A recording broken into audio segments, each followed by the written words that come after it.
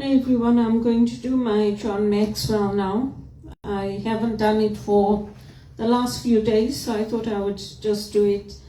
And today's chapter is focusing on generosity and how to be a generous person. So you can find some people who are very, very wealthy, but they are not generous with their time, with their talents, with their resources. They're stingy. And you'll find other people who may not be financially wealthy, but we'll do whatever we can to help with our time, with our talents, and with whatever we can do to help make things better. Because when we help make things better, things eventually, hopefully, become better for us. Unless we're in a screwed up world, which we are in right now, and things don't seem to be getting better. But hopefully they will, because there are some things that man cannot control, like the solar flares that we're having, which are causing blackouts worldwide. Man cannot control those things.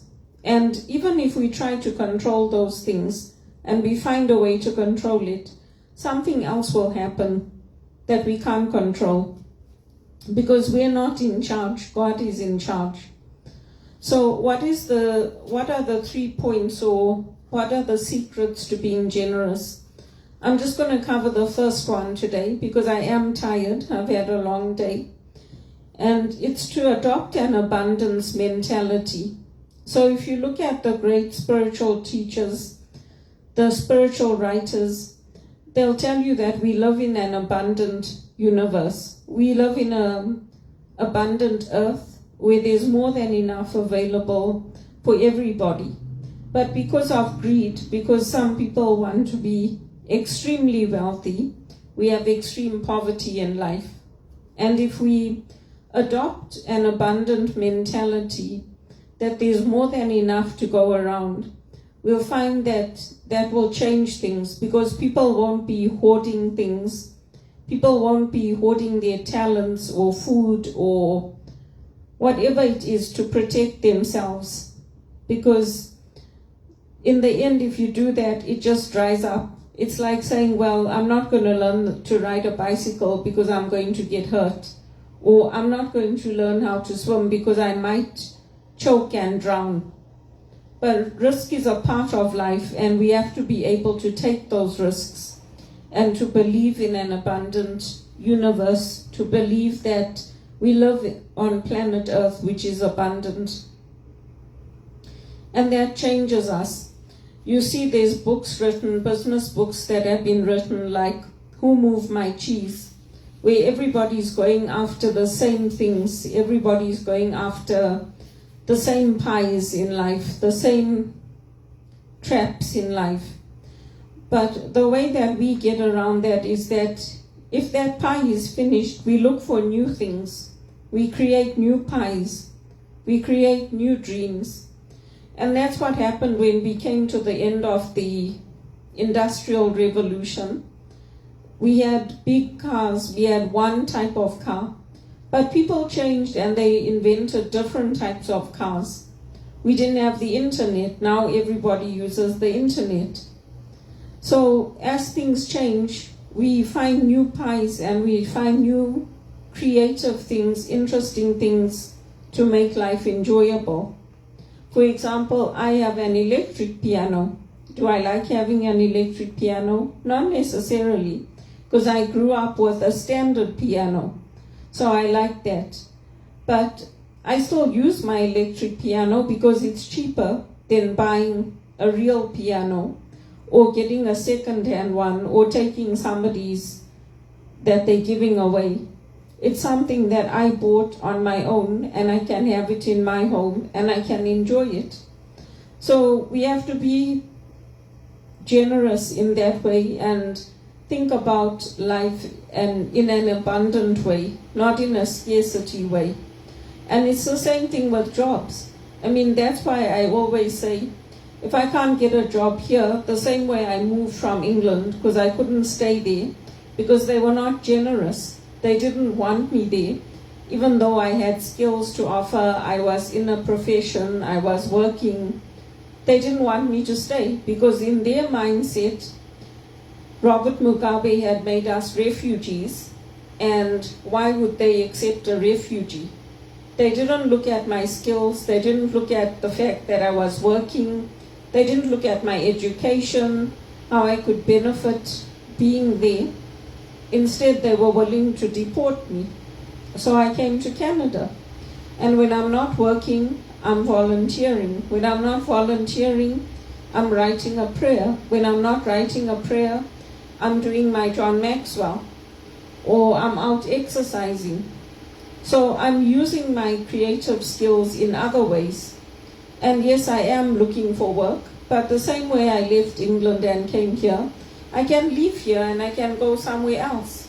I can go to Australia, or I can go to Ireland, or I can go to America, depending on where that job comes available for me. I'm not a tree.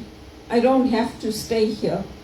So we have to be willing to create new pies. It's the same as when we cook. If you like cooking, which I do, or baking, which I do, when that cake is finished, you don't say, well, I baked that cake, but now it's finished, so now what am I going to do? We bake a new cake, and it might be even better than the one we had before. So those are just the examples that I'm giving. John Maxwell uses different examples in his book, and he uses different ways that we can think about it. But it's the same with natural resources. Natural resources get depleted. So we have to find innovative ways to make products, to make things work, and to care for our environment. And that was something that Pope Francis pushed on. It's something that is close to my heart because I enjoy nature. And I enjoyed growing up in Africa. I enjoyed seeing the monkeys on the side of the road when I had to take the bus to work. I enjoyed waking up and enjoying the nature around me. The same way now in Canada, I don't have lions walking in my garden, but I have cardinals that I can hear. So we live in an abundant universe, and we can find things to enjoy, and we can find ways to use our gifts and talents. And when I say we had lions and kudu and cheetahs coming into my yard, I'm not making that up.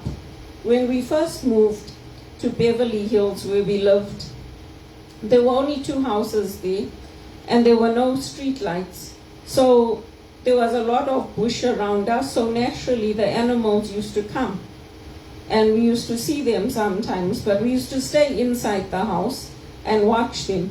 With the kudu, yes, we could sit on the veranda or whatever, but when the lioness came or when the cheetahs came, we used to go inside the house and watch them. So I enjoyed that. I loved growing up in Africa, and it's a special place in my heart. And it's unfortunate that it turned out the way it did for me, because I still love it and I still enjoy it. I enjoy different things in Canada, but for me, Africa will always be special. Zimbabwe and South Africa, that SADC region will always be special to me. So I'll leave you with that, with the first point. I am tired today because I had some doctor's appointments and I had other things I had to do.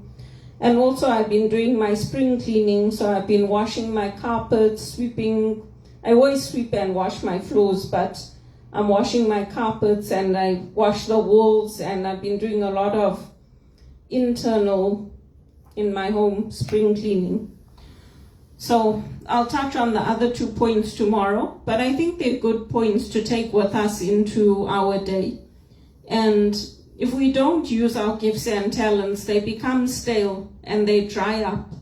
So that's why I keep practicing, whether I'm doing my speaking or my piano or exercising, because if I don't do it, it becomes stale and I can't keep improving if I'm just being a lump and I'm not doing anything.